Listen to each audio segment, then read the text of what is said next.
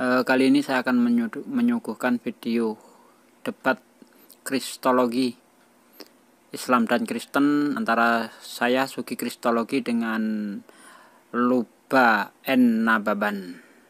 Selamat menyimak. Sebelum saya lanjut, saya ingatkan dulu yang belum subscribe, silahkan di subscribe, di share sebanyak-banyaknya kepada rekan-rekan Anda, dan jangan lupa di klik tombol loncengnya supaya setiap saya mengupload video baru Anda selalu mendapat notifikasi. Terima kasih. Ayat yang Anda kutip itu nggak nyambung dengan apa yang dikatakan Yesus di Matius 4 ayat 10. Nyahlah iblis, sebab ada tertulis engkau harus menyembah Tuhan Allahmu dan hanya kepadanya lah engkau harus berbakti. Ini Yesus ngomong sama iblis, bukan ngomong sama bangsa Israel. Engkau di situ iblis, engkau di situ bukan jamak, bukan merujuk kepada iblis, bukan merujuk kepada manusia, bukan merujuk kepada Israel. Itu murni merujuk kepada iblis. Nyahlah iblis, sebab ada tertulis engkau harus menyembah Tuhan Allahmu dan hanya kepadanya lah engkau berbakti. Ya, peraturan untuk manusia kok bisa Anda gunakan untuk iblis? Ini nyambungnya di mana? Itu namanya cocokologi, bro.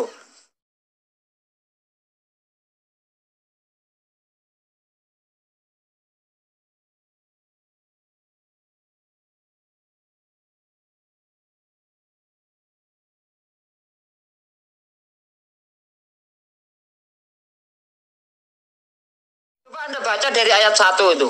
Ya, inilah perintah, yakni ketetapan dan peraturan yang aku ajarkan kepadamu atas perintah Tuhan Allahmu untuk dilakukan di negeri kemana kamu pergi untuk mendudukinya, supaya seumur hidupmu engkau dan anak cucumu takut akan Tuhan Allahmu dan berpegang pada segala ketetapan dan perintahnya yang kusampaikan kepadamu, dan supaya lanjut umurmu. Maka dengarlah hai orang Israel, lakukanlah itu dengan setia, supaya baik keadaanmu dan supaya kamu menjadi sangat banyak seperti yang dijanjikan Tuhan Allah nenek moyangmu kepadamu di suatu negeri yang berlimpah-limpah susu dan madunya. Dari ayat 3 aja udah tahu bahwa Ulangan 6 1 peringkop itu hanya untuk bangsa Israel, bukan untuk iblis. Lah kok Anda kutip untuk menjawab, untuk menunjukkan ada tertulis iblis disuruh menyembah Allah dengan mengutip Ulangan 6 ayat 13. Nggak nyambung. Ya, negara membuat aturan untuk manusia, masa iblis juga ikut aturan negara? Kan nggak mungkin. Mikirlah bro, mikir.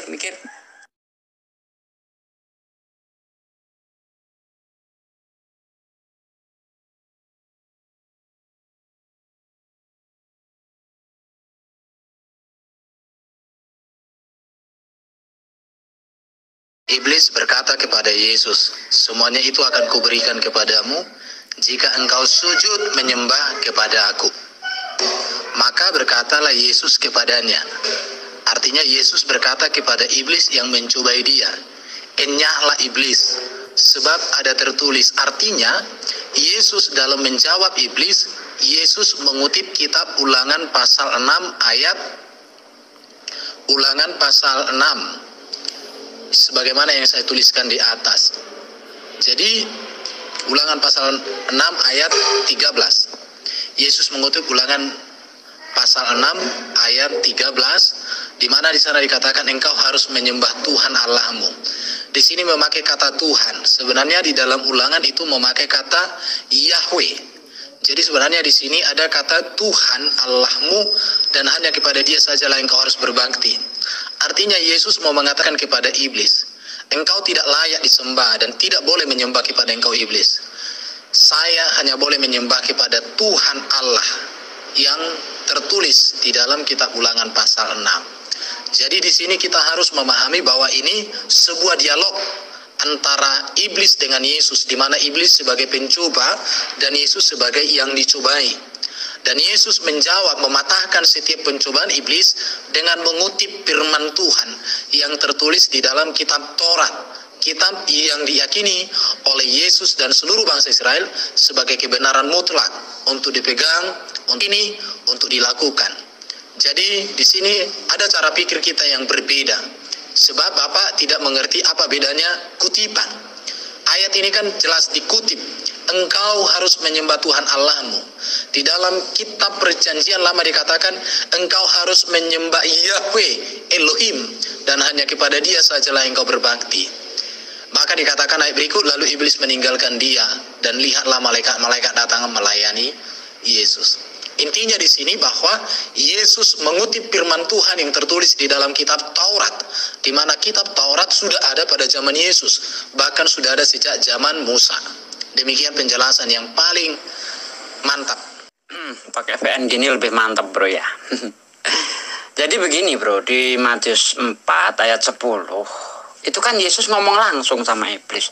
Ya, nyalah iblis, sebab ada tertulis engkau ini siapa? Saya tanya sama Anda coba. Ya, engkau ini siapa yang dimaksud Yesus? Sebab ada tertulis engkau harus menyembah Tuhan Allahmu. Engkau ini siapa? Bukankah engkau itu iblis? Berarti ayat yang dimaksud ya seharusnya ayat perintah untuk iblis, bukan perintah untuk orang Israel. Begitu loh. Contoh, aku berkata kepada anakku, engkau harus membantu bapak. Misalnya begitu. Apakah anak tetangga saya suruh membantu saya? Kan tidak. Ini apa Yesus ini nggak ngerti bahwa itu perintah Tuhan kepada orang Israel, kok dipakai untuk iblis? Ini nggak nyambung.